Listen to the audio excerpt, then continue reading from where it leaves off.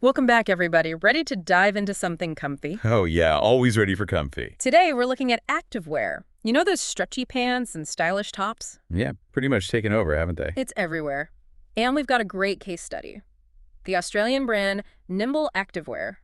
We'll see how they went from kitchen table to, well, millions. Kitchen table to millions.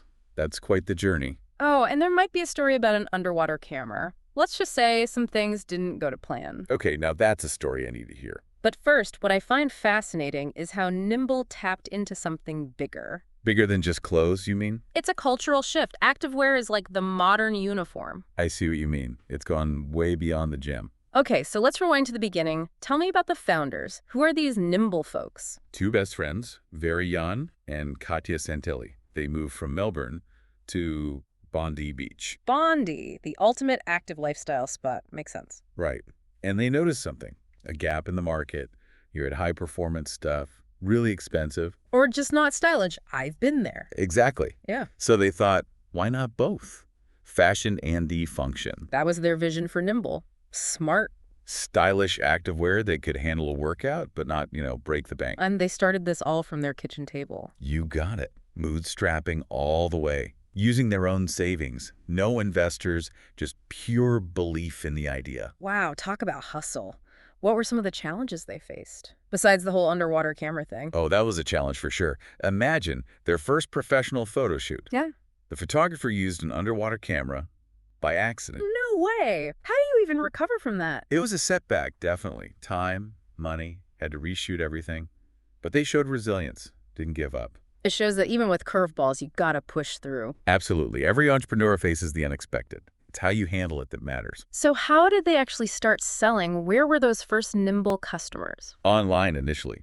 They launched their website and partnered with platforms like Styler Runner and The Iconic, big in Australia. Smart move. Reach a bigger audience without physical stores right away. Right. But they didn't stay purely online, did they?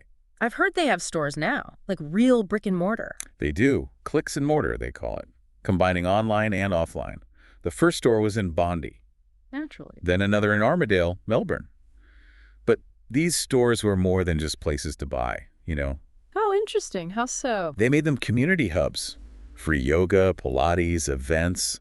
It was about connecting with people, building a following. That personal touch makes a brand feel more real. Exactly. Plus, it fits their whole active lifestyle thing. And speaking of active lifestyles, they launched at a perfect time. The activewear boom. It was exploding. Athleisure everywhere. Was that a big factor in their success? Huge. Ibis World, the market research firm, valued the Australian fitness and athletic clothing market at $2 billion. $2 billion. That's crazy. Leggings were the new jeans. People wearing activewear everywhere to brunch, errands. Comfort is key. And activewear is designed for movement, flexibility. Plus the whole emphasis on health and wellness. Feeling good, looking good. It's a vibe, so Nimble capitalized on this brilliantly. They had the product, the timing, the community. But what about the clothes themselves? What made them different from the other brands? Yeah, everyone was making activewear, right? Right. But Nimble focused on style A&D substance. No sacrificing quality for fashion. So technical fabrics, good designs, had to look at A&D survival workout. Exactly. They didn't want those flimsy leggings that fall apart after a few washes. And weren't they ahead of the curve on sustainability, too? You bet. They were using recycled plastics in production early on, partnered with charities, especially women's causes. Not just about profit, but impact. It was clear they cared about more than just the bottom line. This all sounds very savvy, but it's a competitive market. Who are their rivals? Who else is out there? Tons of players. In Australia, you've got The Upside, PE Nation, Running Bear, Dharma Bums. And the big one, globally, Lululemon. Can't forget Lululemon. They're the giants. So many brands, it's a jungle out there. How did Nimble stand out? Did they see all this competition as a bad thing?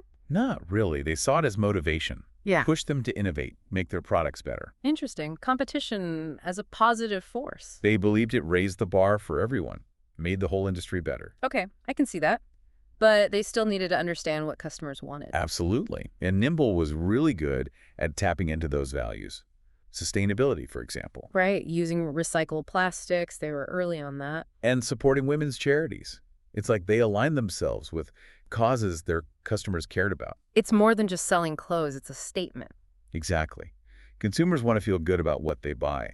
It's about values.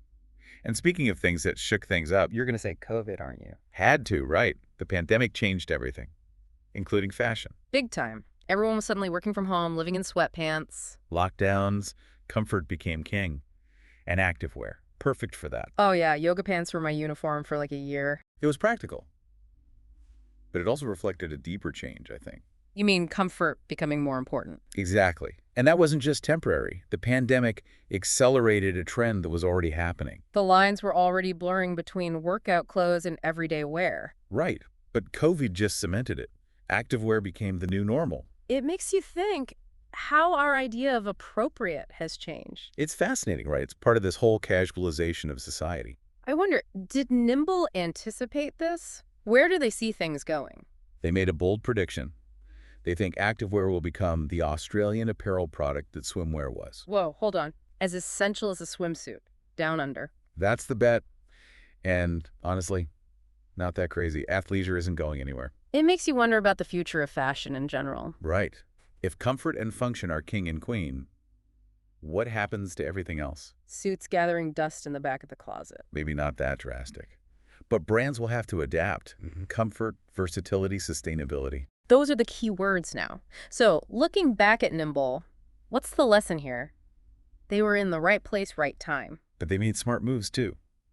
One key thing, understanding their target audience deeply. Not just chasing trends, but getting those values. Like we said, sustainability, supporting women, that resonated. And they built that community. Those in-store events made it personal. Exactly. And they didn't fear competition, they learned from it. Always pushing to be better. Nimble's story, it's about more than just clothes, isn't it? It's about understanding how people are changing and adapting to that, spotting opportunities, taking risks, building a brand that means something. This deep dive has been eye-opening. Activewear is a window into, well, everything. It shows how even the everyday things can tell us about bigger shifts. Before we wrap up this Nimble adventure, any final thoughts for our listeners? What should they take away from all this? Trends come and go, but the underlying forces, those stick around. Comfort, versatility, social responsibility. So it's about understanding those deeper forces. Right. That's how we can keep up with the changes, maybe even be ahead of them. Yeah, exactly. It's not just about, oh, what's trendy now. It's about understanding why it's trendy. So it's like having a crystal ball, but instead of magic, it's more like, oh, I see what's happening here. I like that. It's observation. It's thinking critically.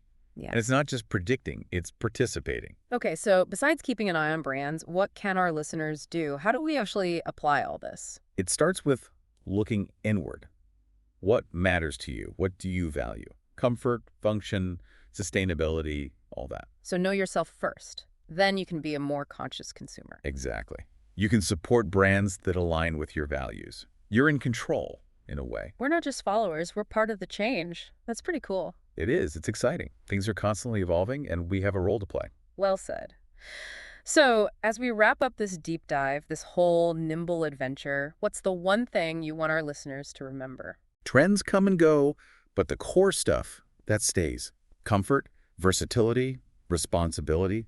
Understand those, and you're not just keeping up, you're shaping the future. I love that. Thanks for joining us on this journey. It's been a fascinating one. My pleasure. And to our listeners, keep those eyes open, those minds curious, and those wardrobes comfy. Until next time, keep diving deep.